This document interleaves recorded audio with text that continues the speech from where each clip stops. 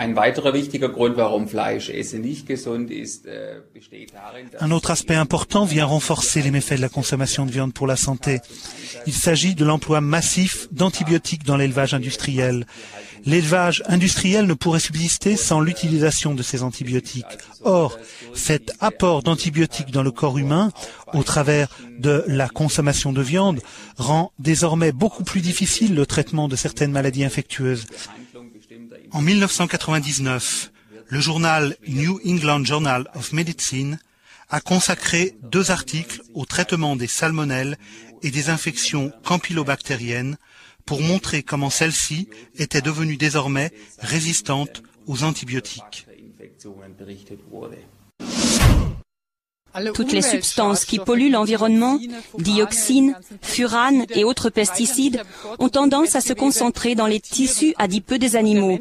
En consommant leur chair, l'homme se transforme en dépotoir de ces substances toxiques dans la mesure où il est placé au bout de la chaîne alimentaire. Et dans ce cas, il faudrait plutôt parler d'une chaîne d'empoisonnement toxique. Il a été démontré que ces polluants sont cancérigènes d'une part et qu'ils nuisent au système immunitaire et au système nerveux d'autre part. Lorsqu'un accident industriel survient dans une entreprise de produits chimiques, la plupart du temps, on rassure la population en lui disant que les taux de substances toxiques libérées ne sont pas nuisibles à la santé. Cela est bien possible concernant cet événement précis. Cependant, l'accumulation de toutes les substances toxiques ingérées jour après jour par l'organisme finit par agir de manière comparable aux hormones. On sait désormais que les produits chimiques de l'environnement développent une activité estrogène et c'est en cela que réside le danger. Combinées, ces substances agissent donc de manière nocive sur l'organisme humain, elles influencent le système hormonal. C'est une raison supplémentaire de mettre en garde contre une consommation de viande trop élevée. Comme on le sait, un boucher ne peut pas travailler pendant la phase de rigidité du cadavre, sinon la viande n'aurait pas la qualité requise. Le boucher doit donc procéder très rapidement, avant que le cadavre ne devienne rigide, aux différentes étapes que sont l'anesthésie de l'animal, l'incision de la carotide, le saignement, où la plupart du temps l'animal est accroché par une jambe, puis la découpe totale du cadavre.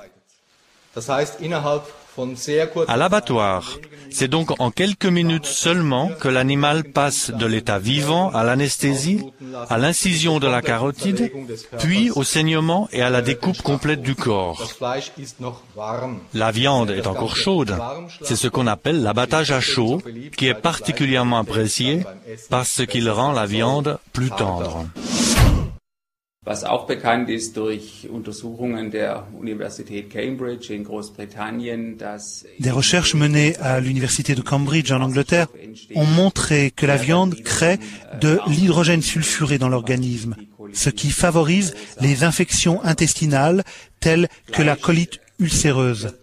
La viande est transformée en amines, indoles et autres composés semblables.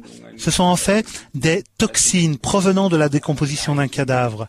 Elles pénètrent dans le foie par la veine porte qui doit alors les métaboliser.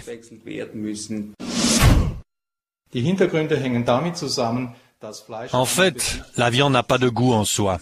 Elle est fibreuse, caoutchouteuse, et c'est seulement après être passée par différents traitements dans la poêle, sur le grill, etc., qu'elle acquiert les caractéristiques qu'on lui connaît et pour lesquelles beaucoup de gens sont prêts à payer cher un repas au restaurant.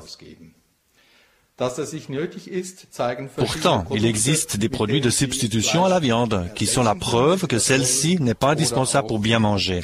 Ces produits permettent de confectionner des plats tout à fait semblables à ceux réalisés dans la cuisine traditionnelle.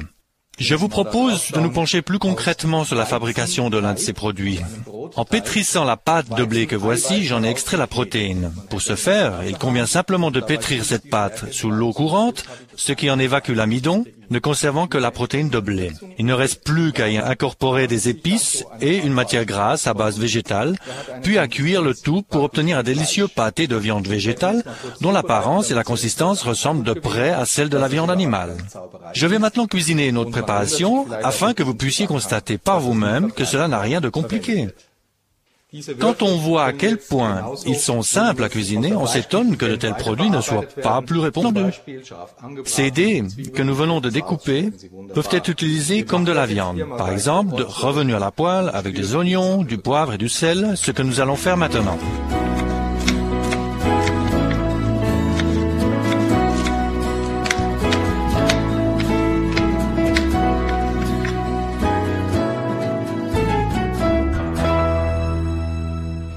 Hier machen Sie die Gustpfanne von früher gut heiß. Faites chauffer votre poêle et laissez y fondre un peu de graisse de palme. Cela fume beaucoup, mais ce n'est pas grave. Car ainsi, vous pouvez justement donner à cette viande de protéines végétales le goût relevé d'une viande fumée. Je place maintenant mes dés de protéines de blé dans la poêle et je les fais bien revenir.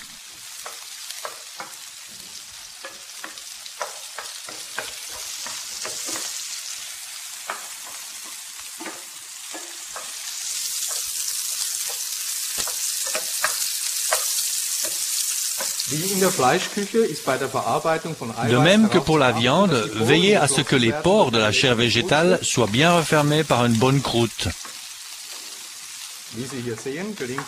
Comme vous le constatez, on y arrive parfaitement avec de la protéine de blé. L'avantage, contrairement aux acides aminés contenus dans la viande, ceux présents dans les végétaux ont l'avantage de ne pas être nocifs.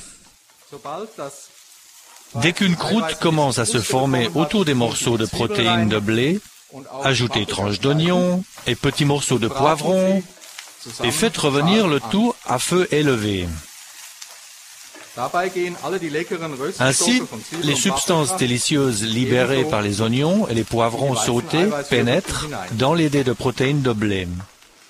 En fait, vous avez toute latitude de cuisiner ces produits à votre convenance, selon vos goûts, assaisonnés d'un peu de sel, de poivre et des épices de votre choix.